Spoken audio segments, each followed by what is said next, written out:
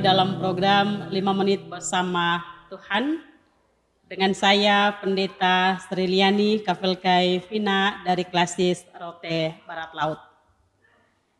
Bacaan kita saat ini terambil dalam Injil Matius pasal 21 ayat 1 sampai dengan ayat yang 11. Di bawah perikop Yesus dieluk-elukan di Yerusalem.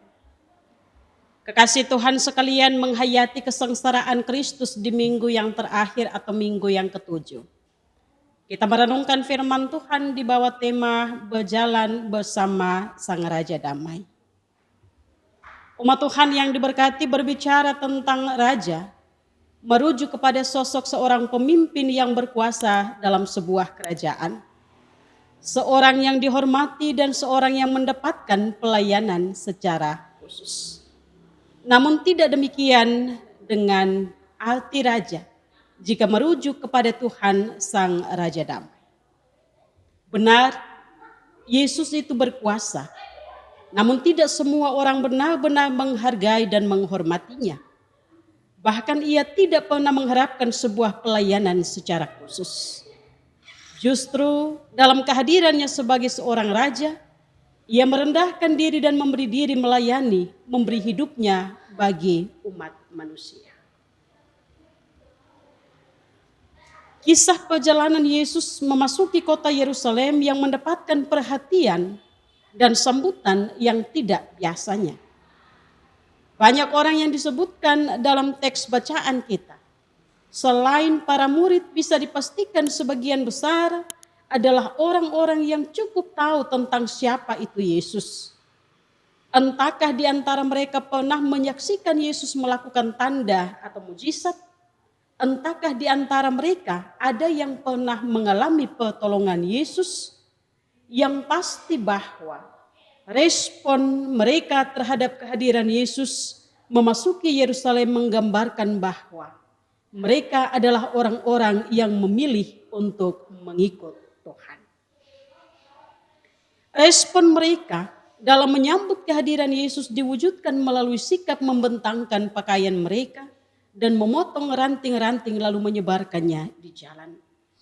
Hal ini juga bisa merupakan ekspresi penghormatan mereka terhadap Tuhan yang disebut sebagai anak Daud. Yang menarik adalah bahwa Yesus hadir dengan menunggang seekor keledai dan bukan seekor kuda sebagaimana layaknya seorang prajurit. Bapak mama, keledai pada saat itu dianggap sebagai hewan yang lemah, sedangkan kuda merupakan simbol kekuasaan dan kejayaan dari para pemimpin-pemimpin Romawi. Karena itu, tindakan Yesus ini tidak bisa dipisahkan dari apa yang dinubuatkan dalam kitab Zakaria pasal 9 ayat yang ke-9. Bapak mama, kita melihat bahwa ada banyak orang yang berjalan bersama dengan Yesus yang disambut sebagai Raja Damai. Ada yang berjalan di depan Yesus, ada yang berjalan mengikut Yesus di belakang. Mereka berjalan dalam harapan bahwa kehadiran Yesus dapat membawa pembebasan bagi mereka dari penindasan pemerintahan Romawi secara politis. Harapan itu yang kemudian menjadikan mereka ada dalam kekecewaan tatkala Yesus yang mereka agung-agungkan, Yesus yang mereka sanjung-sanjung harus menderita dan menjalani jalan kesengsaraan. Pemahaman mereka tentang Mesias ternyata hanya sebatas pemimpin secara politis, bukan pribadi yang membebaskan manusia dari belenggu dosa. Mereka berjalan bersama dan mengiring Yesus memasuki kota Yerusalem, namun mereka belum penuh memahami tujuan kehadiran Yesus di tengah-tengah mereka. Mereka berjalan di arah yang sama, namun ternyata tujuan mereka berbeda. Hal ini membuat mereka dalam sekejap mengubah sanjungan mereka menjadi hinaan, olok-olokan, dan teriakan salibkan dia. Perjalanan mereka bersama hanya untuk memuaskan kepentingan mereka, sehingga ketika keinginan mereka tidak terpenuhi, mereka memilih jalan yang berbeda dengan Yesus. Kekasih Tuhan sekalian yang diberkati, bagaimana dengan realita hidup kita sebagai pengikut Kristus di masa kini? Tidak dapat dipungkiri bahwa ada banyak sekali orang yang mengakui, menyebut diri sebagai pengikut Yesus. Namun sayangnya mereka tidak berkomitmen untuk berjalan bersama dengan Yesus Sang Raja Damai itu. Terkadang kita memilih berjalan bersama dengan Tuhan ketika kita punya kepentingan-kepentingan tertentu. Kita memilih berjalan bersama dengan Yesus sesuai dengan rencana supaya segala sesuatu menjadi berhasil. Kita memilih berjalan bersama Yesus ketika keadaan di sekitar kita mengancam hidup kita. Namun ketika keadaan kita baik-baik saja, ketika keinginan kita terpenuhi, ketika rencana kita berhasil, kita memilih berjalan tanpa Yesus. Bahkan terkadang kita mengabaikan kehendaknya. Dalam keadaan yang menguntungkan, kita tidak berjalan bersama dengan Tuhan karena kita bersembunyi di balik keberhasilan dan kesibukan kita. Jiwa, pikiran, kaki tangan kita hanya diarahkan untuk kepentingan diri kita sendiri. Bapak mama bersaudara semua kekasih Tuhan yang diberkati.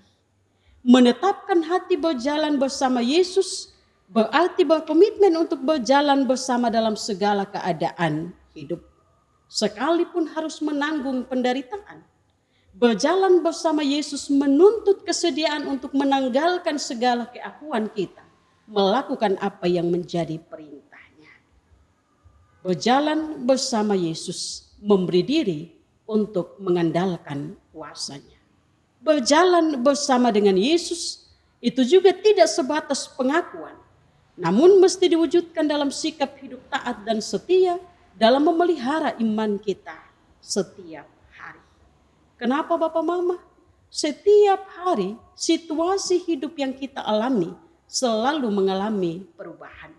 Tetapi mestinya tidak dengan iman kita. Dalam segala situasi hidup yang ada dalam keadaan senang, ada dalam keadaan menderita. Iman kita mesti terus bertumbuh di dalam pengenalan yang benar akan Tuhan. Iman kita diarahkan untuk mengenal Kristus lebih jauh. Benar, tidak ada sebuah jaminan bahwa berjalan bersama dengan Yesus, jalan hidup kita akan baik-baik saja. Dalam pengiringan kita berjalan bersama Yesus, seringkali membuat kita berhadapan dengan sejumlah tantangan, penderitaan, persoalan, dan juga permasalahan. Kendati demikian, tetaplah teguh dan percaya kepada Tuhan. Sebab janji dan penyertaan bahkan berkat-Nya adalah ya dan amin. Saudara-saudariku, berjalan bersama Yesus adalah jalan bersama menuju salib. Berjalan bersama Yesus tanpa kemauan memikul salib adalah sebuah kepalsuan. Ingat, di balik salib ada kemenangan dan keselamatan. Karena itu, tetaplah setia berjalan bersama Yesus dalam perjalanan hidupmu. Tuhan memberkati.